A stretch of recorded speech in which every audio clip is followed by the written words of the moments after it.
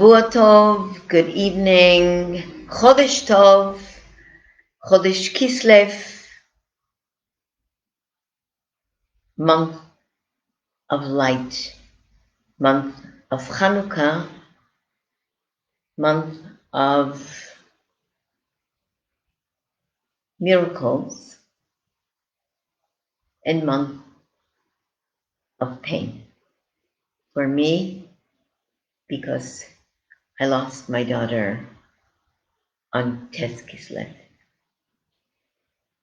Today is also the Yahrzeit, the anniversary of the passing of my friend Esther Rubinstein-Wolfish mother, Zelda Bat Zvi Hirsch HaKohen. So I'm going to dedicate this shiur to Ilui Nishmata, to the elevation of her soul. And if you have special things during the time that we're together that you would like me to dedicate, then write to me and I'll be more than happy to do it, because it makes me feel very, very, very close to you. And that's important. We're talking about Chaye Sarah at the moment when she dies.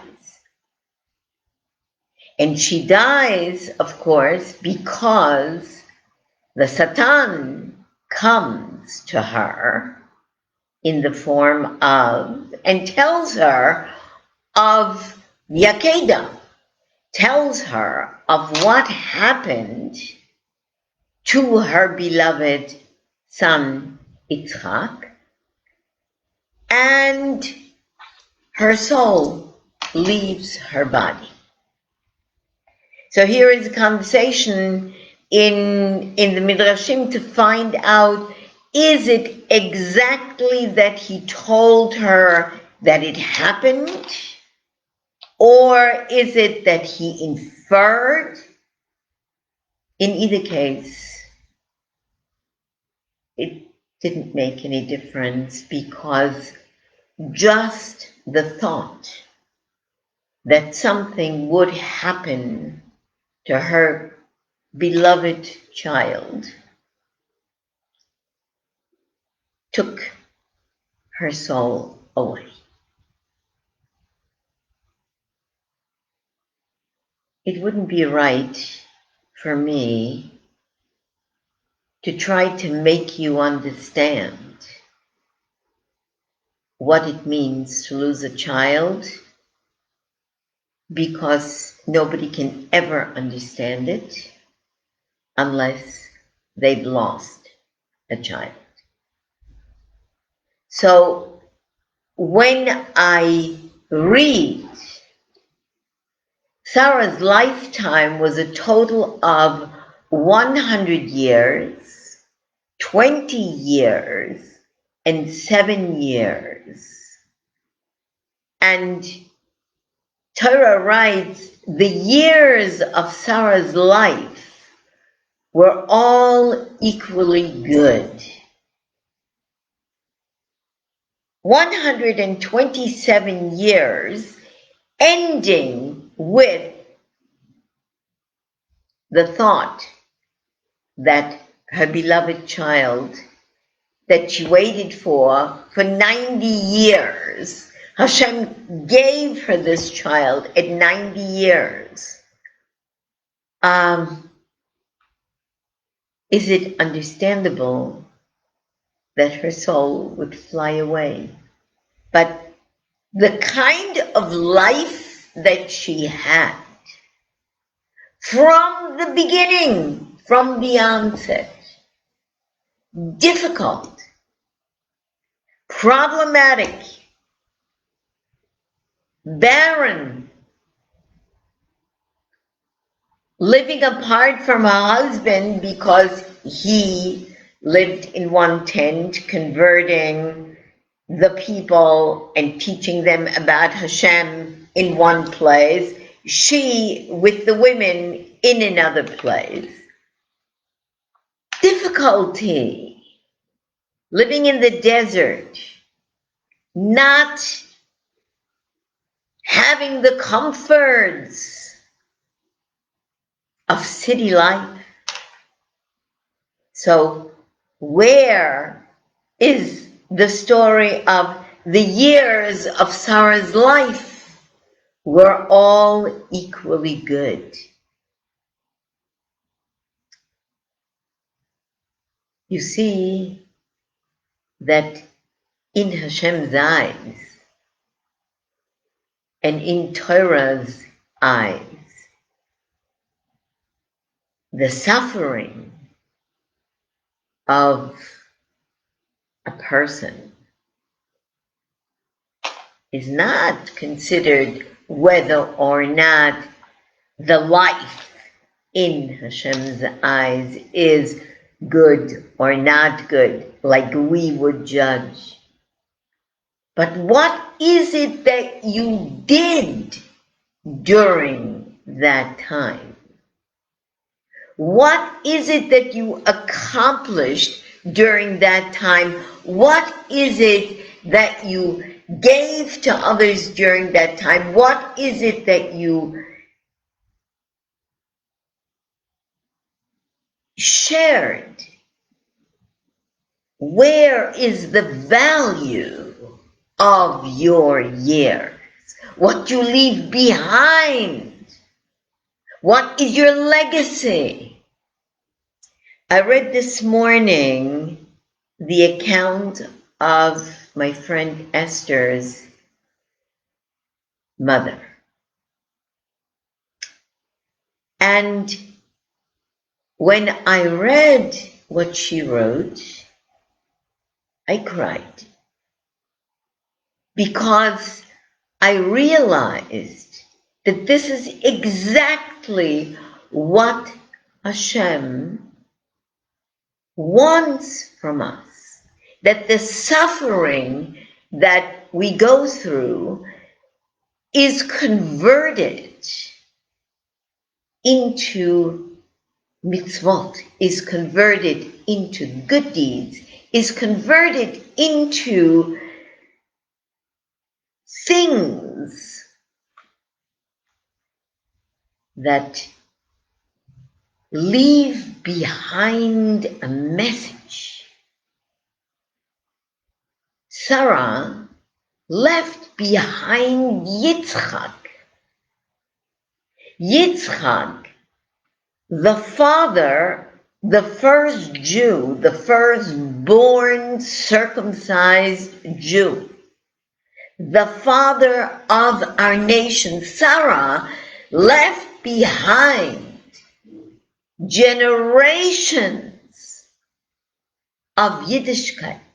She left behind the first piece of land bought for 400 shekels, yes, 400 silver shekels from Ephron the Hittite. You can have it. We're friends. Come on, bury your dead, Ephron says to Avram. Avram says, no, no. And he prostrates himself before the people. He said, no, I'm going to buy it. I want to be here with you in a strange land. I'm going to buy it.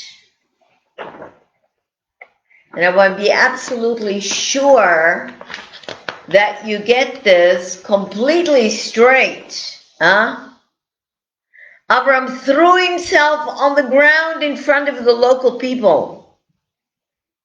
He spoke to Ephron in front of the gathered audience of local people saying, but if only you would listen to me, I have the money ready for the field. Take it from me, and I will bury my dead there. And Ephron replied to Abraham, listen, sir, what is a piece of land worth? 400 shekels of silver between friends. Forget about the money and bury your dead. No, Avram didn't forget about the money. He counted out 400 shekels in the Marat HaMachpelah, Hebron, the grave of the patriarchs and the matriarchs, and Adam and Eve, belong since the time of Avraham Avinu to the Jewish people. And like he bought the Machpelah, so did we buy every stretch. My father, alav shalom, sat at the table in the house, counting out money for the shaliach, the emissary that came from Israel, asking my father for money to buy the land.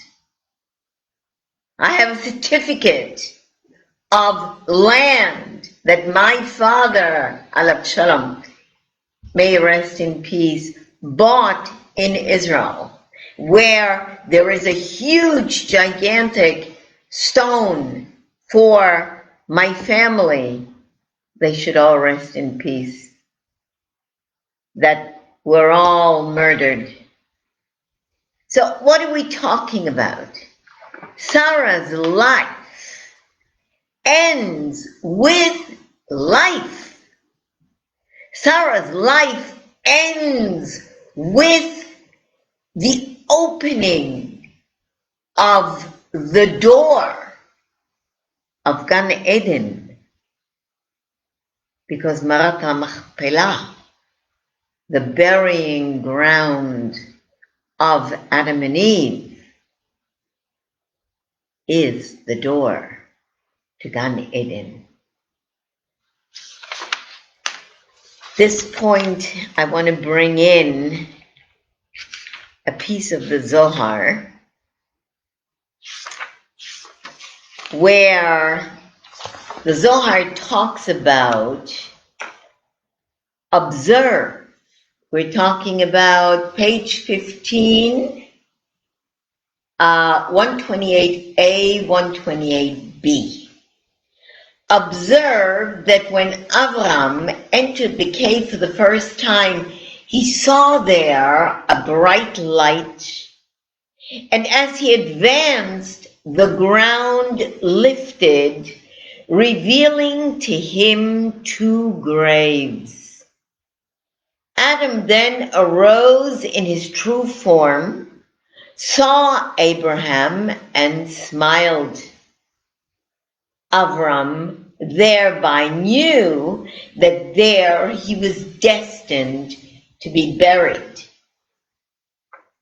Abraham then said to him, could you tell me, is there not a tent for me close to you? And Adam replied, the Holy One buried me here, and from that time until now I have been lying hid like a corn seed in the ground until thou camest into the world. But from now there is salvation for me and for the world for thy sake.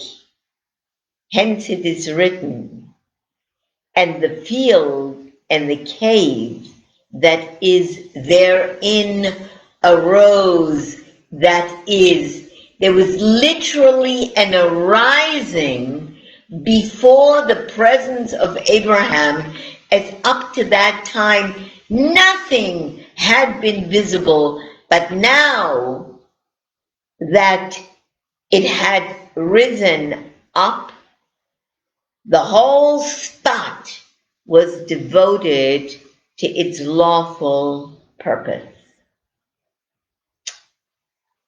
The story goes on. I don't want to go there because we have so much to do. But Avram Avinu saw the field, saw the Machpelah, saw the trees, saw the expanse.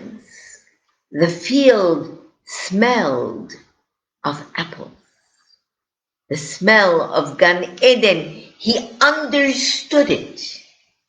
He realized it. He connected to it. And he paid for it. And he understood. Don't take anything for nothing. When it comes to land, you have to pay. So Sarah was in all things greater than Avram Avinu. Avram Avinu loved Ishmael. Avram Avinu had to be told by his wife, and Hashem told Abraham, listen to your wife because I have given her prophetic knowledge. When she said to you, heredity of yours is Yitzchak, I won't have my child living in a house under the same roof with idol worshippers. Send her away. And even though Abraham loved Ishmael, and he asked Hashem, you remember in last week's Parsha, he asked Hashem, why can't Avram be also? Hashem said, your heritage will come from Yitzchak. I will make Ishmael into a great nation. 12 princes will come from him. Oh, I'm listening to you on that one as well. But the true bloodline will come from Yitzchak. Why? Because Yitzchak was fathered by Avram Avinu after circumcision. That was his mitzvah. That was the greatest thing that made the covenant between the Jewish people and Hashem. On the body of every male, there is written the covenant of Hashem. That's why it is such an enormous, incredible sin, avera, for the covenant to be mixed with unlawful women. Wipe out. That means neshamas souls are being wiped out, destroyed, thrown away forever, because they have not taken care of the covenant. Look, this is a big parsha. There's a lot to say.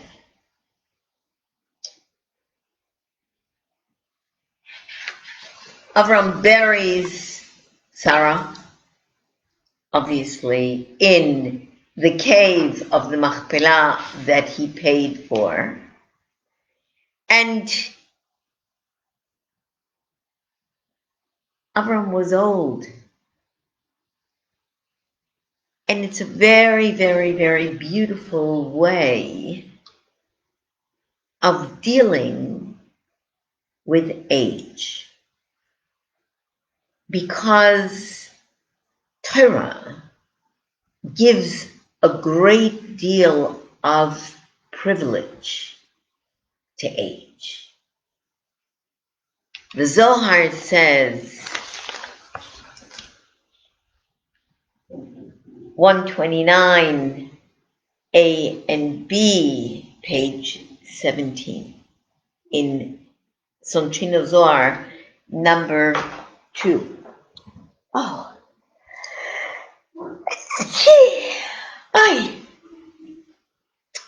And Avram was old, he had come into days, and the Lord blessed Abraham in all things.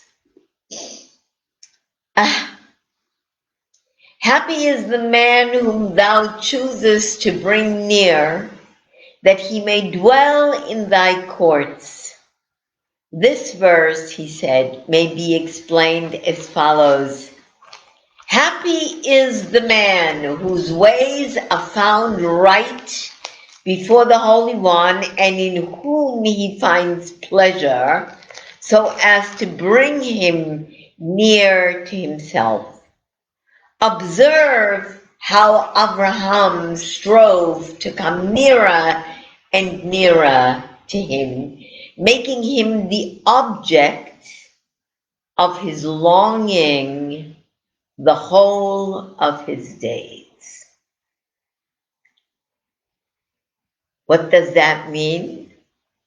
That means that everything that Abraham did in his life was focused in one direction, and that direction was to be of service to Hashem, to recognize Hashem in all things, and to be a servant to him, but not in the way that we think of quote unquote servants, but heart, mind, soul. Not just one day or just every now and then, but by his works advancing, day by day from great to great, until he rose, when he was old, to the higher grades proper to him. Hence we read that when Abraham was old, he came into days, which means he entered into those supernal days, the days familiar in the doctrine of true faith. The Lord blessed Avram in all things, bakol, with everything, being the source from where all blessings come. Happy are the penitent who in the space of one day, 1 hour, nay 1 second, can draw near to the Holy One, as near as even the truly righteous in the space of many years. Avram did not, with all that he did not reach that high grade until he was old. But the penitent immediately, the penitent immediately finds entrance, and it is brought close to Hashem, blessed be He. We have been taught that the place assigned to the penitent in the next world is one where even the holy righteous, and Abraham was the holy righteous, are not permitted to enter, as the former are the nearest of all to the king. I explain.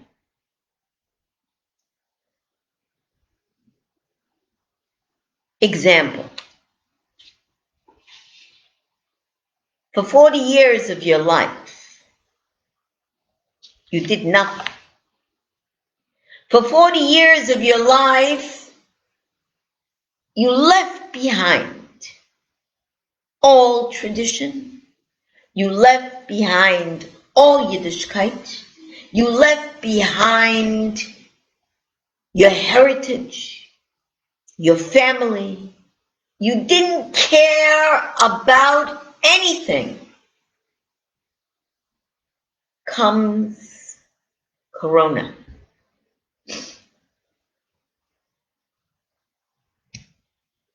Comes a moment in your life when you're looking around at yourself, at the world. In seconds, you lose everything that you've built in 40 years of your life. And in a moment, you realize that all the material and all the earthly is gone. And you have nothing. What then? What then? You have no place to go. You have nothing to do. You have no money. They're throwing you out of your apartment. Where are you going? All of a sudden you realize that there is a Hashem. You realize that there is a Torah. You realize that there is something inside of you that is greater than all the stuff. Something inside of you is knocking on the door and begging, look at me. I'm here for you. I read it again. We have been taught that the place assigned to the penitent in the next world is one where even the holy righteous are not permitted to enter, as the former, the penitent, are the nearest of all to the king. They are more devoted and strive more intently to draw near to the king, for there are many abodes prepared by the Holy One, blessed be He, for the righteous in the next world, each according to his grade. It is written, happy is the man whom thou choosest and bringest near, that he may dwell in thy courts. That is, those whom the Holy One brings near to him, those souls who mount from below on high, so as to possess themselves of the heritage prepared for them.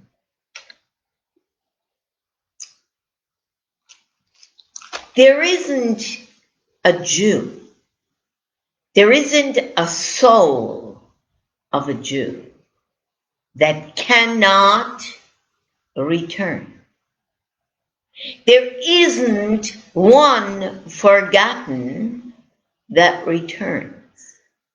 There isn't anybody turned away. You can't lose by returning. You can only come closer and closer to HaKadosh Baruch Hu, to Hashem. And be closer than the one who is a tzaddik, a righteous. It's an incredible, incredible incentive to imagine that this is possible after I lived yuck of a life.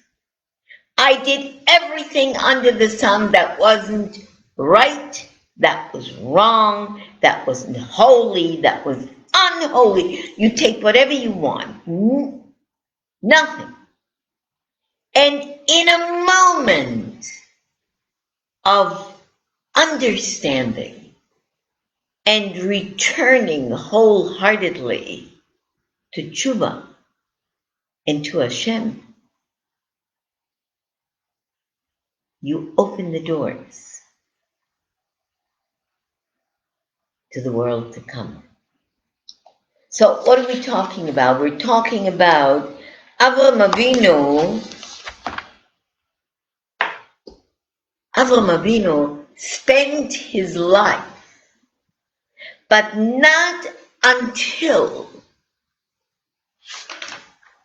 his old years, and until he came into his days, did he arrive at the grade where he needs to be.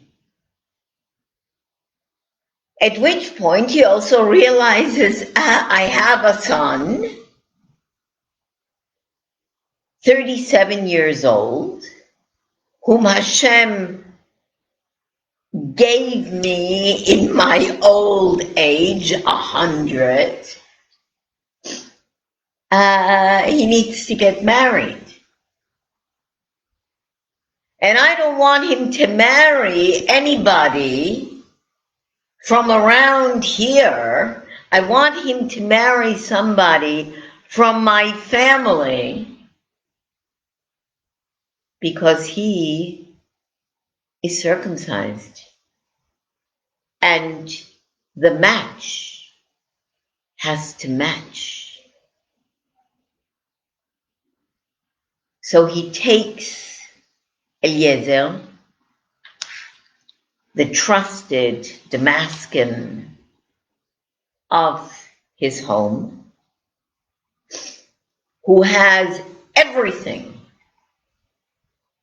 who's been with him many years, and who has really everything under his control, and he tells him, this is what I want you to do. And here is a very important moment. Abraham said to his servant, the senior member of his house, who was in charge of everything that he had, please place your hand under my thigh to swear an oath. I make you swear by the God of heavens and the God of the earth, that you will not take a wife for my son from the daughters of Canaan, amongst whom I live. Rather, you should go to my land, to my birthplace, and you will take a wife for my son, for Yitzchak.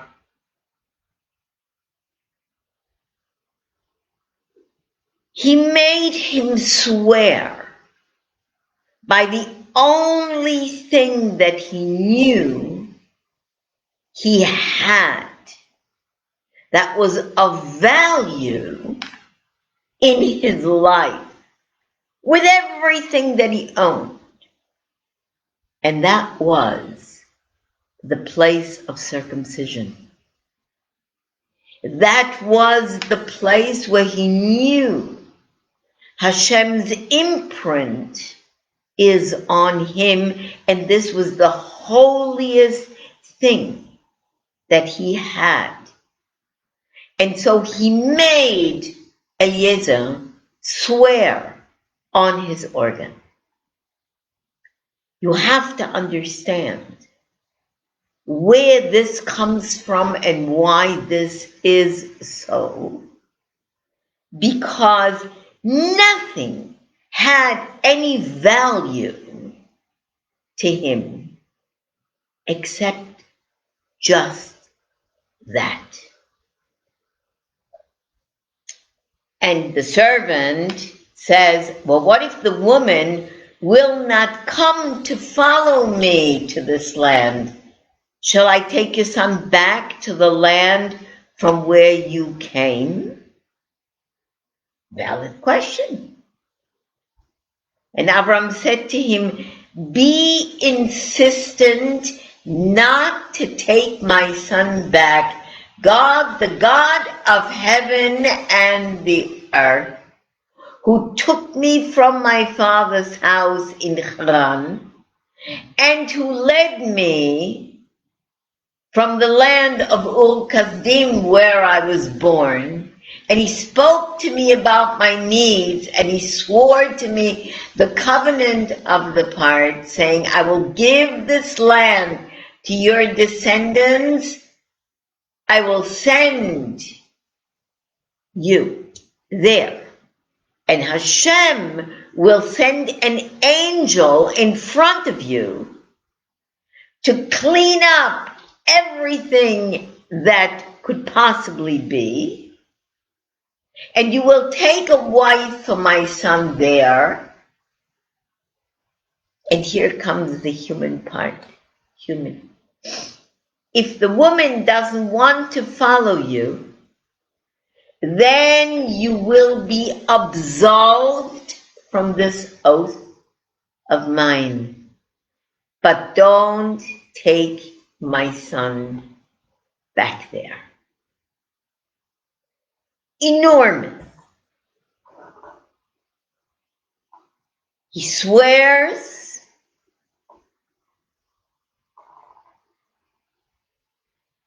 and at the same moment, he understands humanity. And he says, even though I know that Hashem will send an angel and everything is going to be great, and you're going to go there and you're going to find and you're going to bring back, in the event that something should happen to me. So, doesn't know how long it's going to take.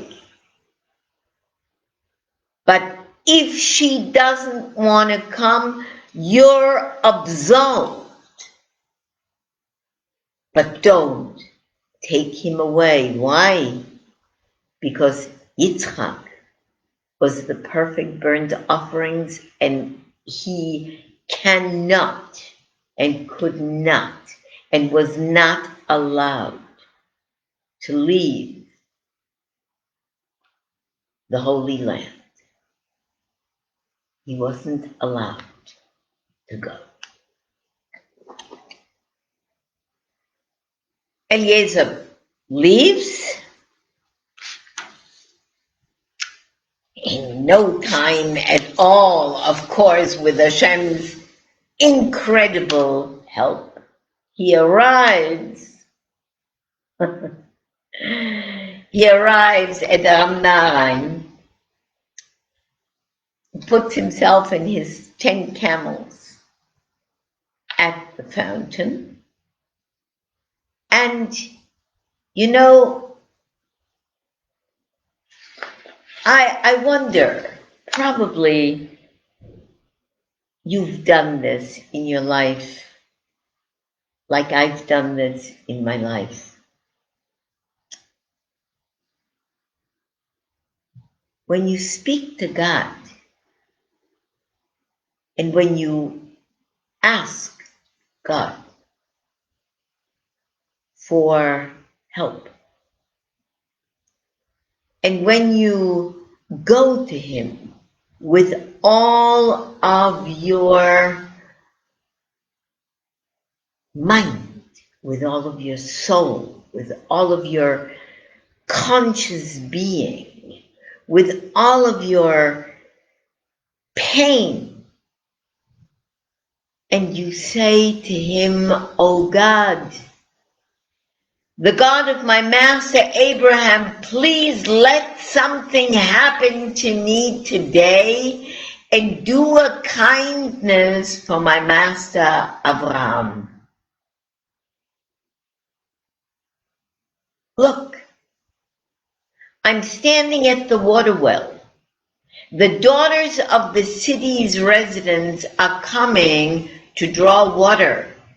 If I say to a girl, 'Please tilt down your pitcher and let me drink,' and she says, 'Drink, and I will also give your camels to drink,' she will be fit to be chosen by your servant for Yitzchak, since she performs acts of kindness. If she is from the right family and shows kindness, I will know that through her you have acted kindly with my master."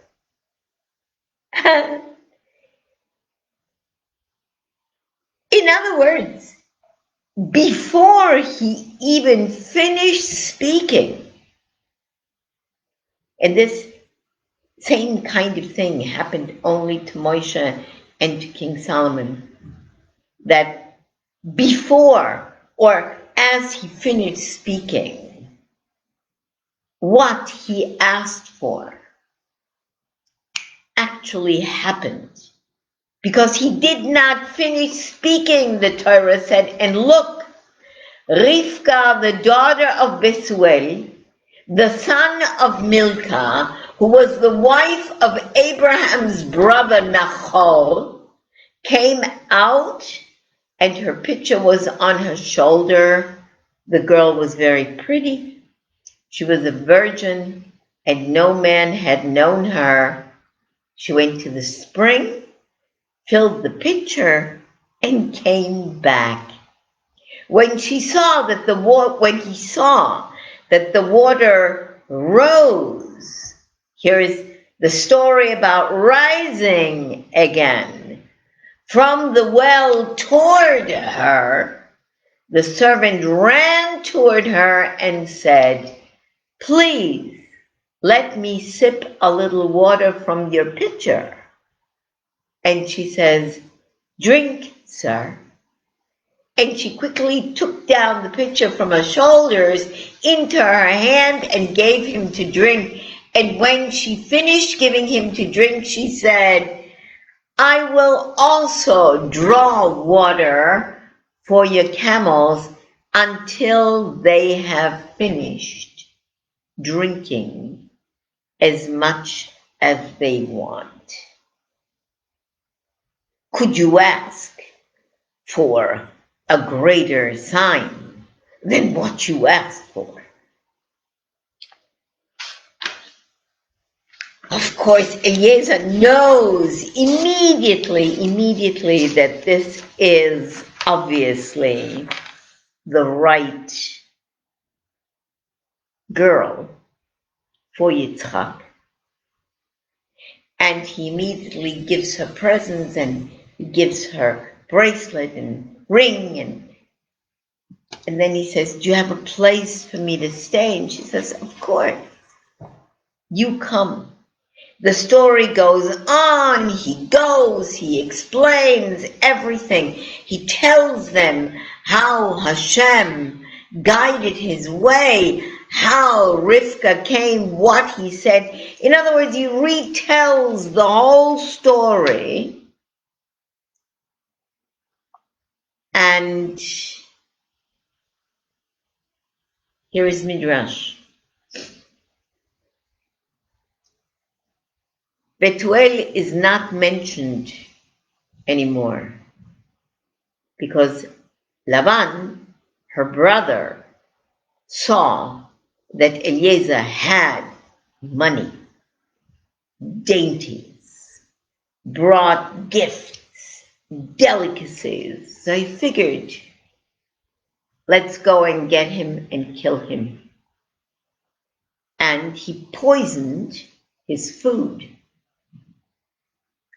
Of course, being on Hashem's mission, this is not going to happen. The food was switched to Betuel, and Betuel died that night. So the name of Betuel is not mentioned again. In the morning, Eliezer wakes up, camels, breakfast, the whole kit and caboodle is ready to leave, and they tell him, let the girl be with us for 10 months. Get ready for the big day. And Eliezer says, no, we're going to go now, we're going to go together. And at this point, I said, well, big family discussion, let's ask the girl. The girl Rifka is asked. And Rifka's answer is, I'm going. Whether you like it or not, I'm leaving. She and her maidens get on the camels. Off they go. Two very interesting concepts. One, that you cannot take a woman to be married if she does not consent. Number one. Number two is a commandment. Later, we talk about Sinai. It's a commandment that says, if your parents take you away from Hashem, you must leave the parents for Hashem. That means, in terms that we can all understand, your father asks you to drive to the store and get some milk on Shabbos, and you don't want to, and you want to keep Shabbos. And he says, the milk is more important than Shabbos, go and buy the milk. And you say, no, I'm keeping Shabbos. You're keeping what? Who cares what you do? Go get the milk. You pick yourself up and you walk away. Whatever it is that Hashem is asking of you, that's your number one priority. There's no question. You walk away from your parents for Hashem. So these are two very, very important messages that come out of Rifka's saying, I'm going, whether you like it or not. Do not delay me now that God has made my trip successful. Send me away and I will go to my master. And they say, let us all call the girl and ask her. And they called Rifka and said to her, will you go with this man? And she says, I will go whether you like it or not. So they sent away their sister Rifka with her nurse, Avram's servant, and his men. They blessed Rifka, saying to her, our sister, may you come to be 1,000s of myriads, and may your descendants inherit the cities of their enemies, like God blessed Abraham. They're idol worshippers. Where does this blessing come from? Where? Where does this blessing come from? That shows you that in a moment, Hashem can turn the bad into good and the good into bad. And when they blessed Rifka, in reality, they bless Am Yisrael, because Rifka becomes the wife of Am Yisrael, Yitzchak, and she brings to life Yaakov. Everything, every single thing is in Hashem's hands.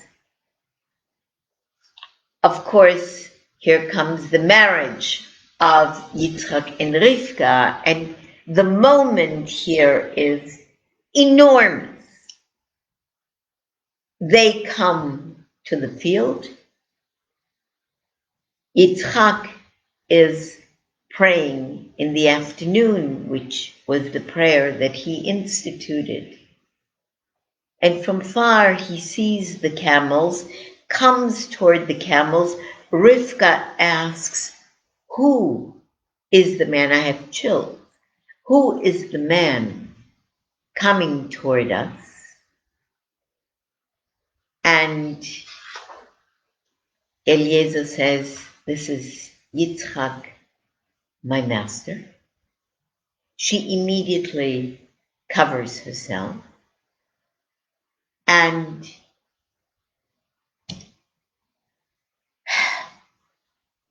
here is another question, very, very important, because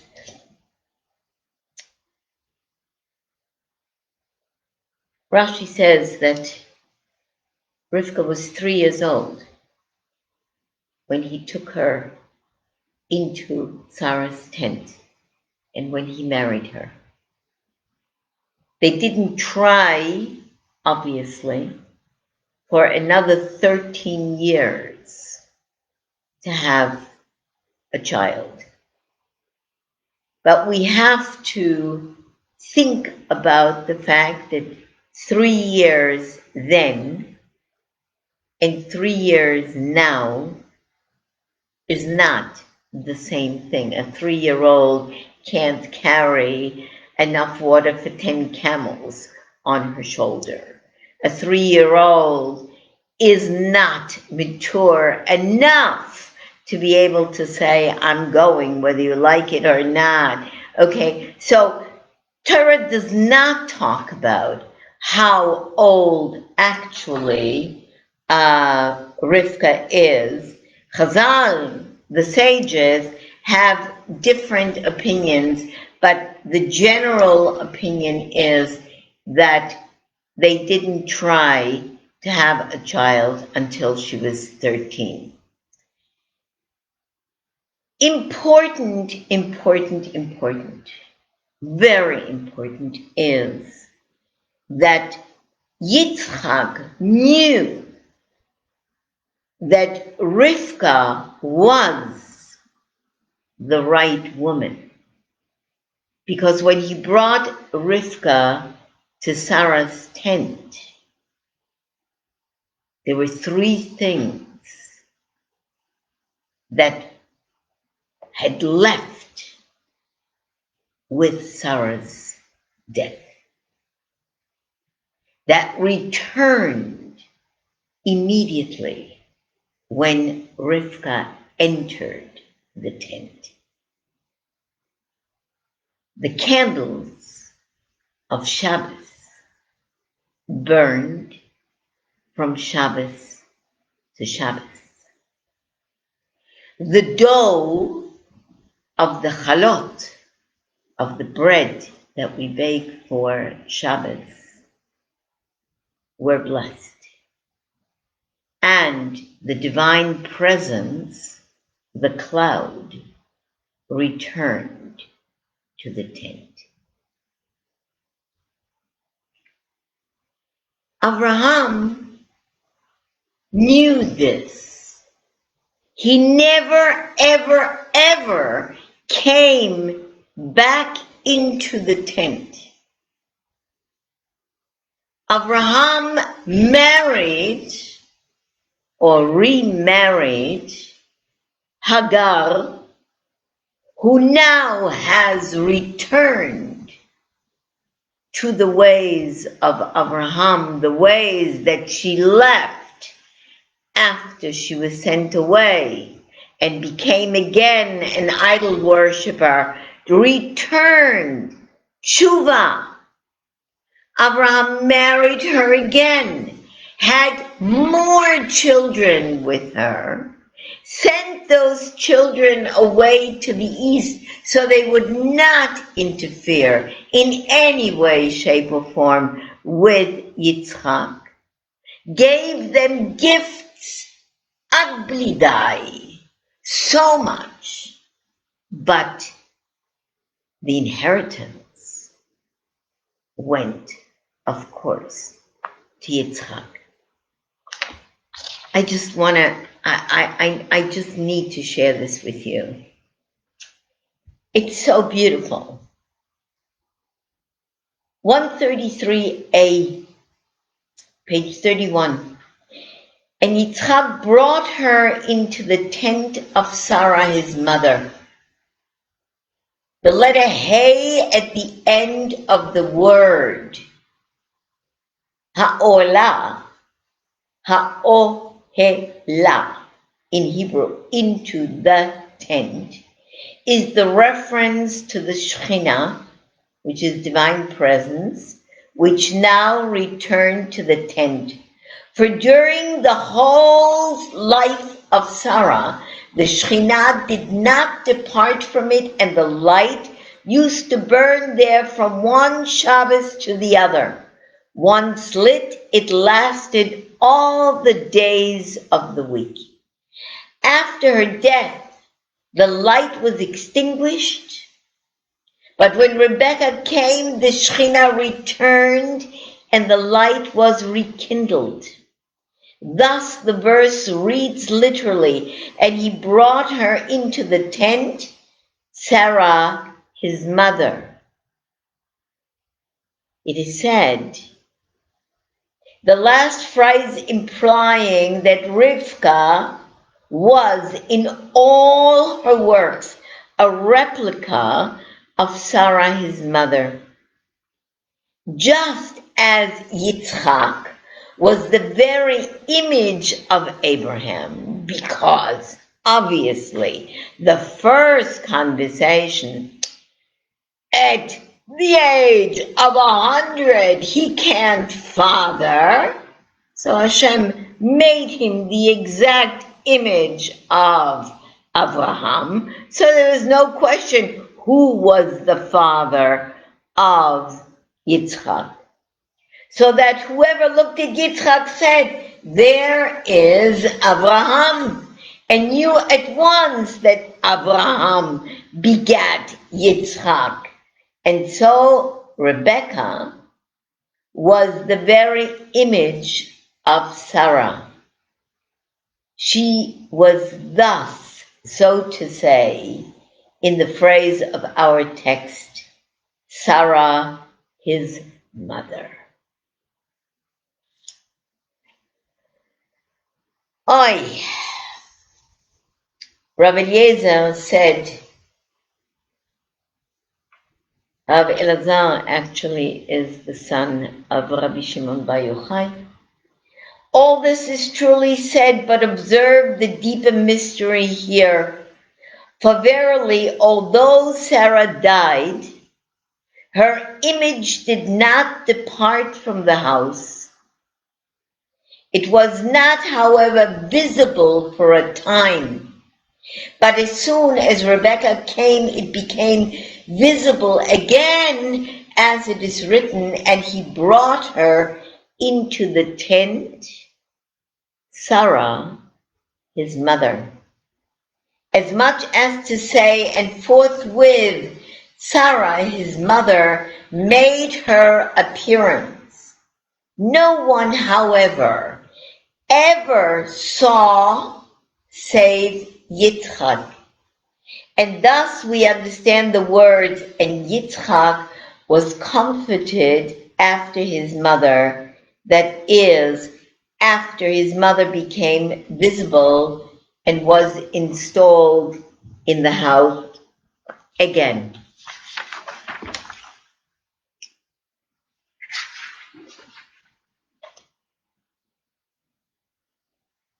This is the blessing to Yitzchak, who suffered so much for the loss of his mother, knowing that he was responsible for her death. Of course not, because in the end, it's Hashem who gives life and Hashem who takes it away. This is the total years of Abraham that he lived, 175 years. Abraham breathed his last and died at a good age, old and satisfied, and his soul was gathered in to be with the souls of his people. His sons Yitzchak and Ishmael buried him in the cave of the Machpelah in the field of Hebron, the son of Zohar the Hittite, which faces Mamre, the field that Abraham had bought from the sons of Chet. Abram and his wife Sarah were buried there. Abram died. God blessed Yitzchak, his son, and Yitzchak lived near Be'er Lochai Roi.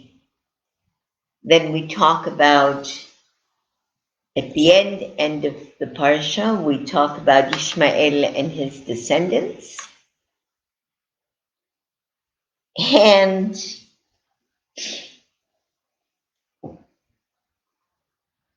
Ishmael, the son of Abraham, returned from his bad ways, and also he did teshuvah. Here, Ishmael's life was 137 years. He breathed his last and died, and was gathered to his people. Now, here, there is no conversation that his people had anything to do with the Machpelah. His descendants lived between Havilah and Shur, which is near Egypt, toward Ashur, they dwelled near all their brethren.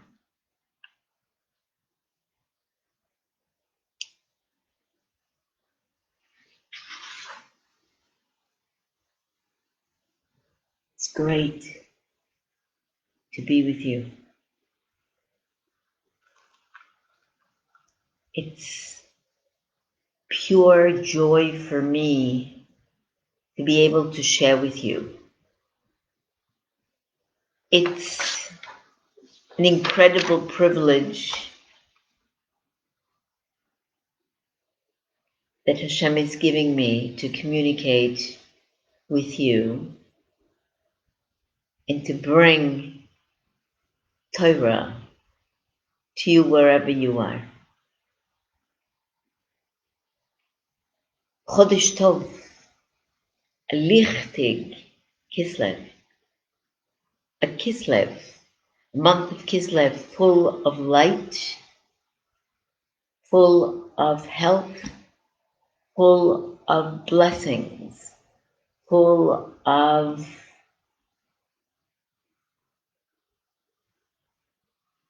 health, and full of everything that is in your hearts, that is and will give you a closer way to come to Hashem. Shavua Tov, Chodesh Tov.